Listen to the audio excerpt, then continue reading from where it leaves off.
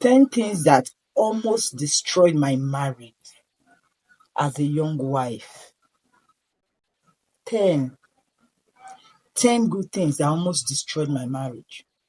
Number 1 was parental attachment. I was so attached to my mother as a young growing girl that even after marriage, it continued. I'll speak to my mom about everything, anything, anyhow, anytime. I trusted her because she was my best friend while growing up, so I could confide in her. So even after marriage, even the other room activities, I would call my mom. You see my mom running a tasketer to help me overcome those challenges. I didn't know it was a problem. Yes, it was. Number 2, pride. I was so proud. Hey, and when my husband speaks, I was like, who born this one? Who dash monkey banana? Why will he have to speak to me in that manner? For what exactly? I was very proud in my own eyes. When he speaks, I correct me like, for waiting now. Hey, because of marriage, this one, come they even they challenge me, they talk to me. It almost ruined my home.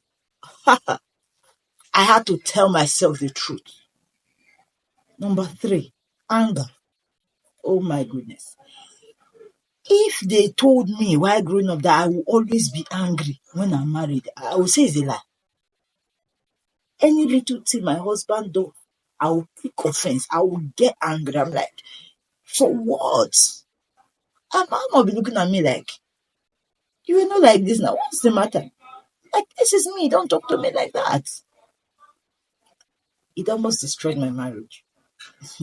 Sincerely, it almost destroyed my marriage. Number 4, lack of trust. I didn't trust him. Even when I was married to him, I did not trust him at all.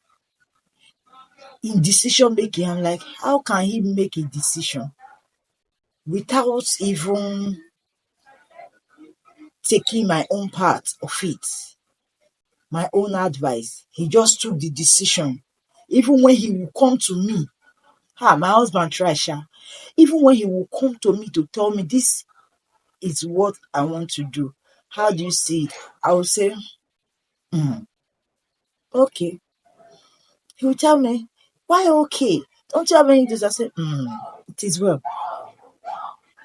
I didn't trust his sense of judgment. I didn't trust him. I felt I was the only one that could make a sensible decision. It almost ruined my marriage. Number 5, spiritual control. I felt I could speak in tongues. I felt I could cast out devils.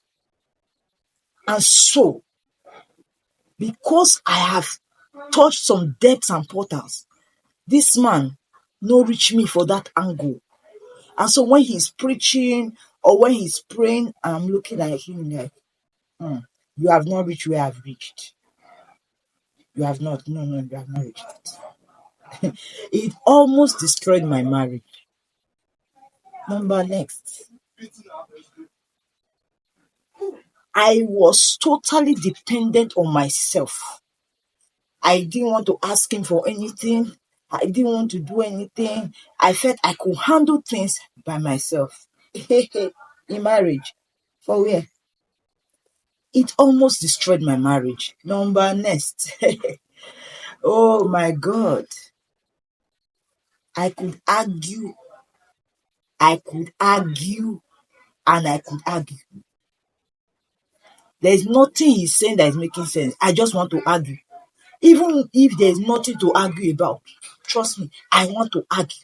So that he will not just feel like a man that wants to dominate a woman.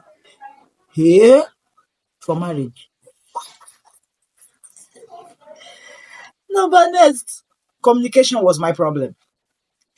I didn't know how to communicate right to him. I didn't understand when he was talking.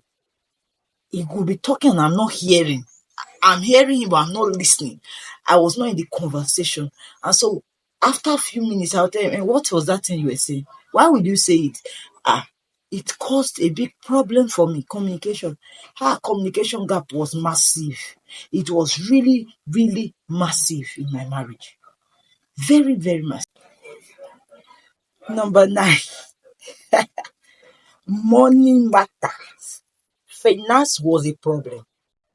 When it came to the point of making financial decisions in the home, I must quarrel because I felt like he will cheat me. I felt like, no, I can't just allow this man make financial decisions that concerns the family like that. No, no, no, no, no. We must argue. For 10 naira, I will raise an argument. Why it should be spent my way. Why it should not be used for what he wants to do. Why it should not be. I felt like as if the marriage now two different families in one. It caused a big problem. Number 10, the almighty one was silent treatment. So when you hear me talking about all these things, most of the time they are things that I've been through. Once I get angry, once he does something that pisses me off, it will look as if a remote control just controlled me and paused me. I will keep mute. This was me that when I was growing up, I would tell myself that in my home, when I get married, that there will be no malice whatsoever. The sun will not go down my anger. My husband, I must still call him honey and kiss him before he goes, even when I am angry. Stories. I will go mute. I will keep mute for hours, for days. And then when he tries to say anything, I'll like, oh, I'm not keeping malice, so I'm not keeping malice, but I just want to be alone.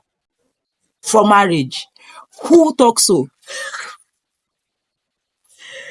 These 10 things almost crumbled my marriage, but thank God for knowledge. So if you are going through any of these things, get relevant knowledge. You can call me, you can speak to me and ask me how I overcame mine. I will always be ready to answer you.